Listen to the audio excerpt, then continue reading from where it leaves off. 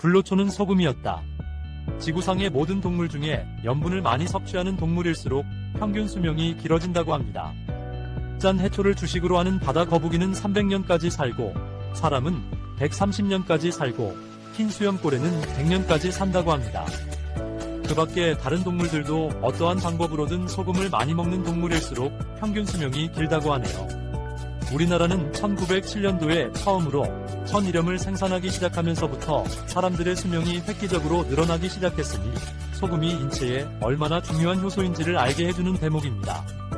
1912년도 통계자료에 의하면 우리나라 사람들의 평균 수명은 28세였고 남한과 북한의 총 인구는 1200만 명이었다고 합니다.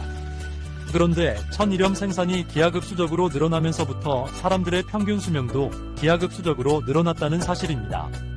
천일염을 생산하기 시작한 지 불과 40년이 지난 1948년도에는 평균 수명이 48세로 20년이 늘어났으며 인구는 3천만 명으로 2배 반이 늘어났다는 사실입니다. 이것은 소금의 혁명입니다. 우리 인간들이 그렇게도 찾아 헤매던 불로초가 바로 소금입니다.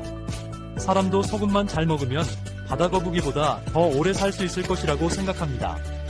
소금은 소화작용, 염장작용, 해독작용, 소염작용, 살균작용, 방부작용, 삼투압작용, 발열작용, 노폐물 제거작용 등을 합니다. 밥과 물과 소금은 생명입니다. 이 3대 식품은 반드시 비율이 맞아야 모든 신진대사가 원활히 작동할 수 있습니다.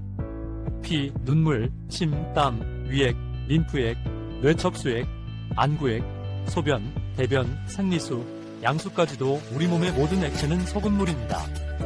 그것도 세계보건기구에서 설정한 0.9%의 염도를 유지해야 건강을 지킬 수 있습니다. 사람의 몸은 다양한 음식물을 섭취하므로 반드시 소금으로 절여야지 설탕으로 절이면 부패될 수밖에 없는 구조로 되어 있는데 의사들마다 소금을 못 먹게 하니 피를 비롯해서 모든 액체가 설탕물로 변하니 살은 부패되고 혈관은 막힐 수밖에 없는 것입니다. 소금은 물을 부른다. 사람에 따라 차이는 있으나 성인은 하루에 2500ml 이상의 물을 필요로 하는데 적당량의 소금을 먹지 않고는 이렇게 많은 물을 먹을 수가 없습니다. 즉 염분이 부족한 물은 쓸모가 없고 또한 그렇게 많은 물을 배출시킬 염분이 없기 때문에 생리적으로 물을 거부하는 것입니다. 즉 물이 들어올 때는 맹물로 들어왔지만 나갈 때는 소금의 도움이 없이는 단 한 방울도 맹물로는 빠져나갈 수가 없기 때문입니다. 눈물도 짜지요. 콧물도 짜지요. 침도 짜지요. 소변도 짜지요. 땀도 짜지요. 거기다 생리수와 양수까지도 짭니다. 그래서 저염식하는 사람은 한 끼 식사를 하면서 물은 입에도 안 되는 사람들이 많이 있습니다. 이런 생활을 5년, 10년 하고 나면 틀림없이 돌이킬 수 없는 큰 질환이 찾아올 것입니다. 몸은 물과 염분이 부족하면 살기 위해서 중요한 기관부터 염수를 공급하고 생명에 큰 지장이 없는 피부는 염수 공급을 중단하니 머리털은 빠지고 피부는 거칠어지고 온갖 부스럼이 발생하는 것입니다. 그래서 대머리의 근원은 염분 부족이랍니다.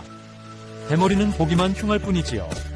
염수가 부족하면 온몸에서 내다버리려고 모아놓은 더러운 하수도 물인 대소변에 염수까지 끌어다 재차 3차 계속 재활용을 하니 그 몸이 무사할 수가 있겠습니까? 그래서 이런 사람들은 하루에 소변을 2-3번 밖에 안 본다고 합니다. 주변 사람들 중에 암이나 당뇨나 혈관질환 같은 중병으로 죽거나 고생하는 사람 치고 고염식하는 사람이 있는지 찾아보십시오. 아마 쉽지 않을 겁니다. 이러한 환자들은 체내 염도가 0.4%가 넘는 사람이 없다고 합니다. 적당한 염분 섭취로 건강하시길 바랍니다. 염분 부족은 만병의 근원이며 좋은 물, 좋은 천일염은 생명입니다.